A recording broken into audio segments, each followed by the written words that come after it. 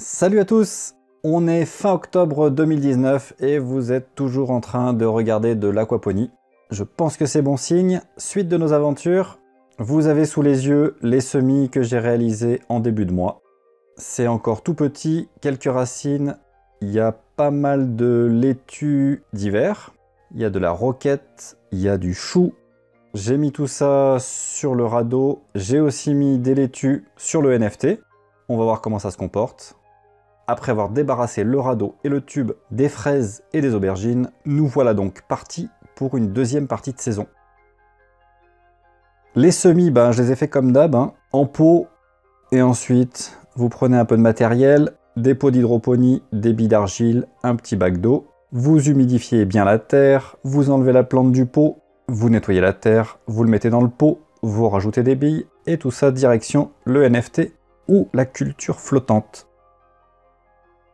Alors, j'avais dit dans un post précédent que je n'avais pas encore eu de limaces sur mon bac de culture surélevé mis en place au printemps.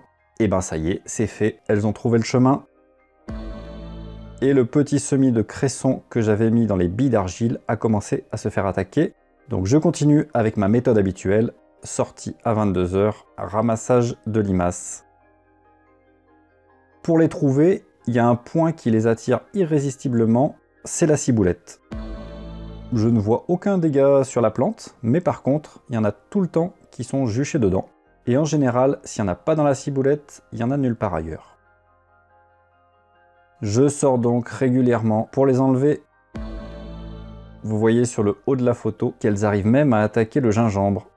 Donc les limaces sont fans de gingembre. Au petit matin, vous découvrez le spectacle. Là, c'est ma plante huître qui avait commencé à être dévorée. Donc les limaces adorent ça. C'est pour ça que je fais le forcing pour les enlever la nuit afin que la plante se développe. Le cresson, un plant n'a pas été touché. L'autre plant a été moyennement touché. Et le troisième a été massacré. Donc on va essayer de stopper l'hémorragie. Parce que le cresson, c'est très bon. Et c'est très adapté à l'aquaponie. Je ne veux pas rater ça. J'ai donc continué à faire mes petites sorties nocturnes. C'est un peu décourageant, il y en a quasiment la même quantité tous les soirs. En serre, j'avais dû attendre au moins 5 ou 6 jours avant de voir une décroissance. On va regarder ça. Et on trouve même des sacrés beaux spécimens. Bon, on va faire avec, c'est la nature. Nous voilà rendus en fin de mois, donc évidemment les bacs paraissent vraiment vides, forcément. Les semis ont poussé mais pas des masses quand même. Le gingembre, il commence à avoir du mal. Il fallait attendre entre 6 et 9 mois, là on doit être à 5 mois quelque chose, donc j'attends encore un chouille, mais je pense que je vais devoir le récolter parce que les températures deviennent trop basses. La ciboulette qui attire les limaces, je vais pas tarder à la couper, de toute façon elle va mourir. Et je pense qu'elle repoussera sans rien faire l'année prochaine. Les plantes huîtres, bon, ça va. Ça continue à pousser, j'ai l'impression qu'elles ont bien pris. Celle-là commence à avoir de meilleures couleurs. Le cresson fontaine, débarrassé de ces limaces, commence à bien grossir. Vous voyez, même le dernier plant qui était assez massacré commence à récupérer. J'avais mis quelques semis qui étaient tout pourris de laitue pour voir si ça prenait. Bon, on verra bien. Et la dernière ciboulette qui va être rasée. En termes de récolte globale, ça a été 0. C'est le premier mois que je fais ça en 4 ans d'aquaponie. J'avais tout enlevé fin septembre et ça n'a pas eu le temps de repousser. Sur le radeau, ça pousse à peu près correctement. On voit quand même une carence en azote. Vous voyez les feuilles qui sont un petit peu plus claires. Donc ça c'est typique.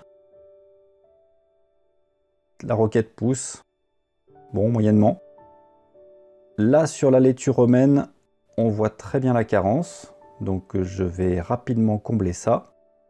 Les autres laitues, ça va. Ce que je n'arrive jamais à faire, c'est les choux, que ce soit en aquaponie ou en terre. Soit les limaces viennent me le prendre, soit ça ne pomme pas. En termes financiers, on est donc négatif sur ce mois-là, mais positif sur l'année, et bien en avance par rapport à l'année dernière. La température moyenne de l'eau était aux alentours de 14,5 degrés, ce qui correspond grosso modo à la température qu'on avait l'année dernière à l'intérieur de la serre. Donc finalement, pour le moment, c'est plutôt satisfaisant.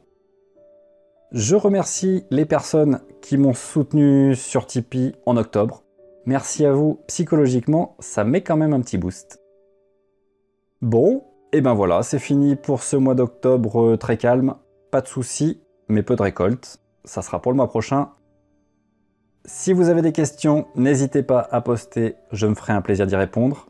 Et sur ce, je vous souhaite une bonne continuation à tous et à bientôt. Ciao!